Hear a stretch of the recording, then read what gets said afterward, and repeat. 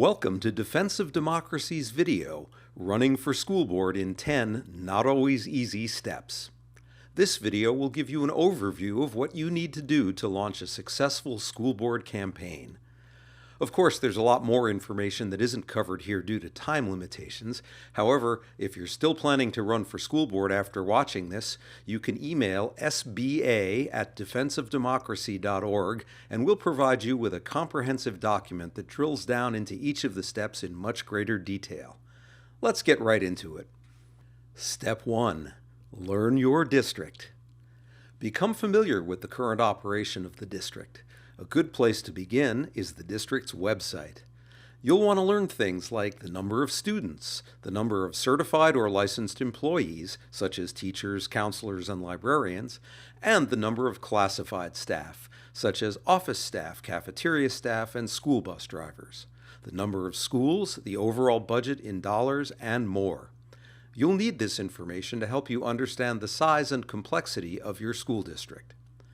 Learn about the superintendent, including their employment history in the district and whether or not they have children in the schools in the district.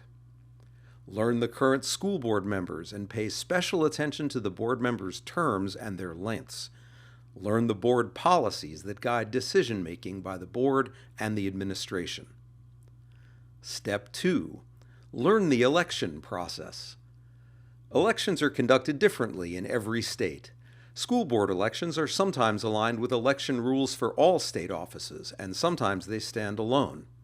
The simplest way to learn the rules is to call your school district and ask the superintendent's secretary who in your community oversees school board elections. Be aware that when you actually file to run, you will likely be charged a filing fee. This will probably be your first official campaign expense, so one of your first actions should be to establish a separate campaign bank account.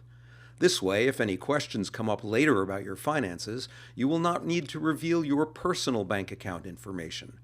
The importance of keeping a clean record of campaign expenses cannot be overstated. Step 3. Build a local political network. To build a local political network, you need to meet and get to know elected leaders in your local community, including city and county officials, state representatives, and senators, as well as current school board members. Nearly all of these should have a website or a Facebook page with contact information. Use it. Reach out. Ask for face-to-face meetings at a local coffee shop for the purpose of becoming acquainted because you are a constituent thinking of running for public office. Step 4. Build a campaign team. Your campaign team is made up of the people that will help you plan and execute your campaign. The team should be configured to have a point person for various critical functions. Here are some of the key functions to consider in building your team. Keep in mind that you may have to pay for some of these roles in order to build the highest quality team. Finance person. This person keeps perfect financial records, with receipts. If you don't have accurate records, it can become a big problem. Fundraiser. The ideal fundraiser has experience in previous races in your area. What works and what doesn't work can be different in various communities. Political strategist. This person has a history of successful political campaigns in your community. You need someone with on-the-ground local experience. Communications. This covers messaging, communicating with television, radio, and print media, social media and texting, website design, and managing voter data. Covering these responsibilities will very likely require more than one person. Organizer. This person helps organize volunteers to door knock, text, phone bank, and get people out to vote. And finally, mole or moles. It will help if one or two of your campaign team members are school district employees who can provide insights and keep you abreast of developments behind closed doors. You might not want to use the term mole in public, though. Caution! Be extremely careful that none of your campaigning takes place using the school district's email or document mail systems. Your team and supporters must use their personal email addresses and personal cell phones. If the district's system is used, emails may be subject to public records requests. Step 5. Learn the campaign process. The campaign team needs to understand how the campaign process works in your area. There will be aspects of the campaign over which you have no control. For example, early voting. This can determine how you roll out your messaging, because in some communities, there is a strong turnout in the first few days of early voting. Then voting drops off, and then turnout increases again in the days right before and up to Election Day. It will be important to get your message out as widely as possible before that first day of voting, especially if you are a first-time candidate.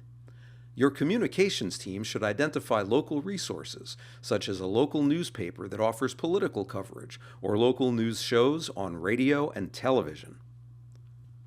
Step 6. Plan your campaign. Make a bulleted list of the key points that define your campaign, including purpose, for example, to elect candidate to the XYZ school board. Vision, for example, a school district that enriches learning for students, respects all employees, and engages parents in a teaching-learning partnership. Mission, for example, 1. To listen to all communities. 2. Proactively engage the board's agendas. 3. Research issues before the board. And 4. Be available in the community. Campaign slogan, for example, Candy will be dandy. Campaign theme, engagement of all stakeholders.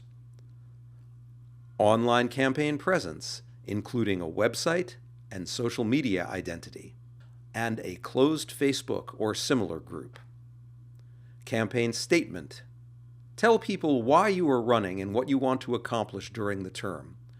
Tell them your qualifications, such as being a parent, school activities you engage in, and other board or community experience. Also, explain your longer-term expectations for the district and community during and after your term. Step 7. Fund the campaign. The simplest solution to campaign funding is to write a check using your own money. This might work in smaller school districts, but not necessarily in larger districts or in communities where the other side is well-resourced. Your core funding is likely to come from a small donor base. Try to find a group of supporters willing to commit to a monthly donation of $10, $25, or $50.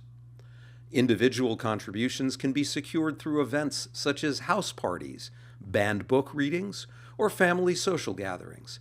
If your community has a farmer's market or other regular gathering, see if you can set up a booth there. For larger donations, try to find sources that might be ready to step forward. You may also seek joint fundraising appearances with other elected officials. But be aware that elected officials in higher office may be reluctant to endorse school board candidates for fear you might weaken their base. Political action committees are often criticized in national politics, but there are many smaller PACs that focus on specific issues at the local and state level. There's a good possibility of finding a PAC that might be interested in supporting your campaign. Step 8. Execute the campaign plan. A best practice throughout your campaign is to gather email addresses of supporters. The goal is to keep them informed on the progress of your campaign. If the campaign is highly contested, you will want to email on a weekly basis. For less volatile races, every 2 weeks is sufficient. There's never a chance you will over-communicate, so set a regular schedule for communications. Another approach is to do something newsworthy and invite media coverage. For example, stage 2 or 3 celebrations that coincide with key events, like the first day of early voting. Step 9. Get out the vote. Your campaign needs to encourage your supporters to actually cast a timely and legal vote. There are 2 important timeframes for this, which are immediately before and when early voting begins, and the week before Election Day. Voting patterns can vary greatly depending on your jurisdiction. Use your voted data to identify who votes in all elections, who votes randomly or not at all, and who is most likely to turn out for a school board election. Consider having your volunteers telephone targeted voters.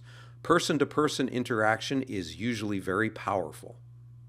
Sending personalized postcards is another approach. Check with the post office regarding size and bulk mail requirements. Texting and social media are also effective to reach more voters. Step 10. Thank the team, the donors, and the voters. As a public official, your most used phrase is "thank you." It should begin almost all written and spoken communications in your public life. Remember that you will not have the important role of school board member without the support of many people. It is common to have a watch party on election night. Once the results are final, you begin by thanking your political network and your campaign team. Even if you lose the election, you'll have built a political network. Your job now is to keep it strong and nurture it for the future. As you consider running for election again if you've lost, for re-election if you've won, or even for a different office in the future, you will need to activate your network. Use it to get feedback on everything, including your strengths and weaknesses, your accomplishments in the past, and your readiness for the future. If you've come this far and you're still interested in running for school board, please email sba@defenseofdemocracy.org and request the comprehensive document that covers all these 10 steps in much greater detail. Thanks for watching.